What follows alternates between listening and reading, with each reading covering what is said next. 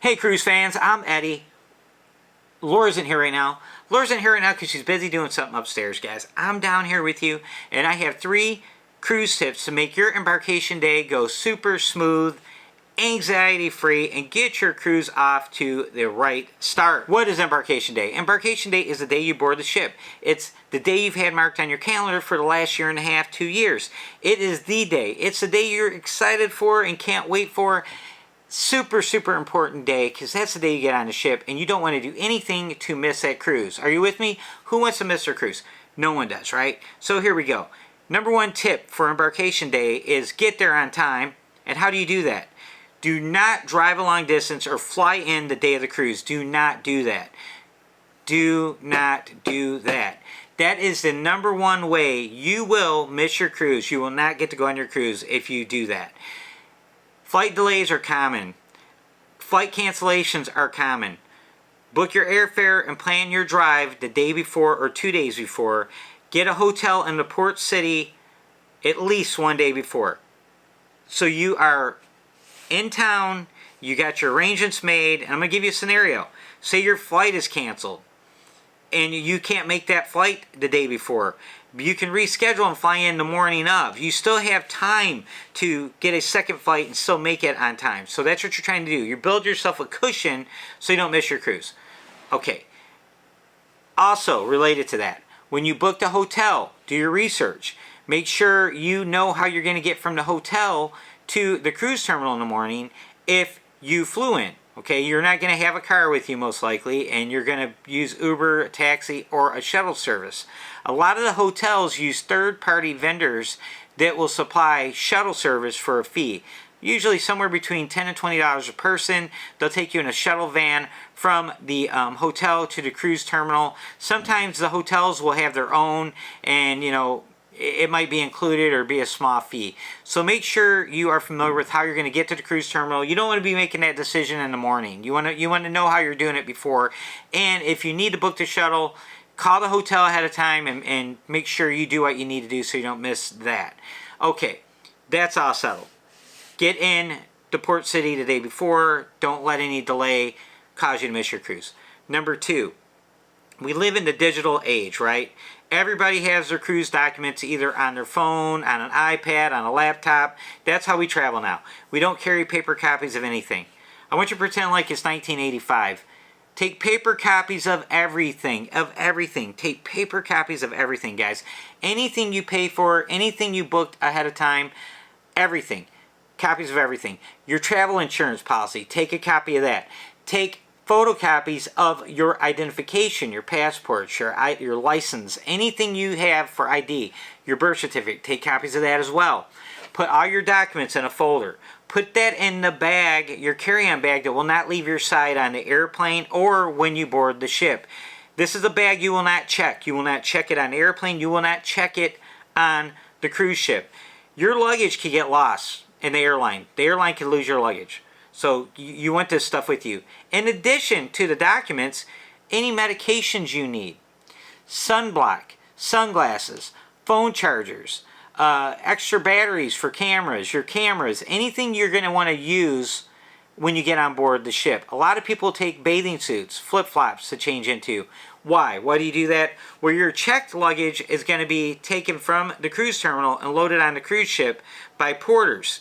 You might not see your luggage until late at night, well, not late at night, but later in the day, like 7, 8 o'clock at night. And hey, you might want to get in a hot tub.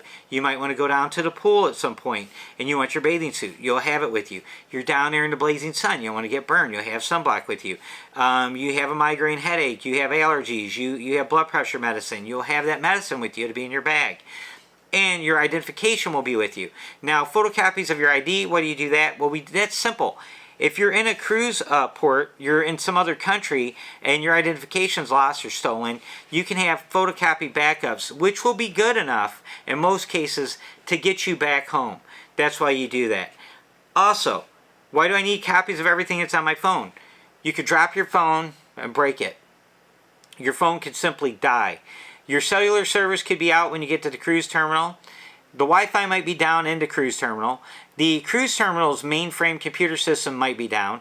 there's a host of things that can happen with technology, guys, where you have to go, hey, well, guess what?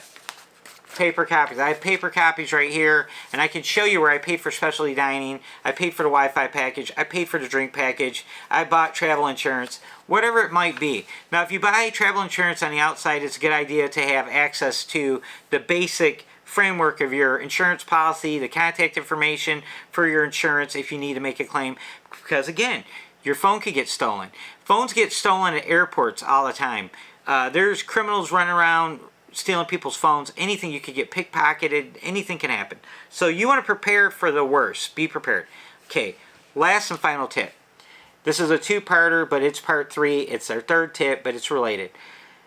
When you get on board the ship, you want to make sure you download, you should do this before you get there, but if you forgot, make sure you download the cruise line you're sailing with, their app. Every cruise line has an app. They use it for a whole host of things. You can check your account balance, you can book your dining, there's all kinds of things you can do. You can follow all the activities on board. The apps are accessed through Wi-Fi, and using your app on board usually is free of charge.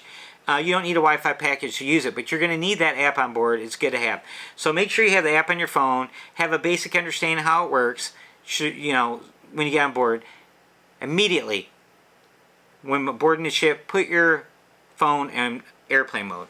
Now, a lot of people will wait to after sail away when they're leaving Miami or leaving Port Canaveral or leaving Galveston, Texas, or leaving New York, and they'll say, when we get out, start leaving, when we're actually sailing, I'll put it in airplane mode. Guess what happens? You start having drinks, you start having fun, you're dancing, you're having a good time, you're enjoying yourself, and guess what? You realize a day or two later, you never took your phone out of airplane mode. Now you're getting all these international roaming charges, and you're going to have a sky-high phone bill. Put your phone in airplane mode. Leave it in airplane mode. The only exception, if you have an international calling plan, when you're in certain ports, before you go on your cruise, contact your cellular service provider and find out if your plan covers in the countries you're going to, and usually they will, and they'll charge you like a flat fee of $12 a day, $10 a day for access if you need to do that. So you'll have to take your phone out of airplane mode to do that, obviously, but once you're back on board and ready to sail again, put it back in airplane mode. With that, I will leave you. I want to thank you for watching our vlog here, and we appreciate you being here. If you could, hit that like button, hit the subscribe button, turn the bell on so you don't miss anything. Doing those things are free to you, but they help our channel grow, and we need your help. Talk to you later. Bye. Hello, you don't even know my name, but I am happy you came by. No lessons learned, of course you're gonna leave us soon.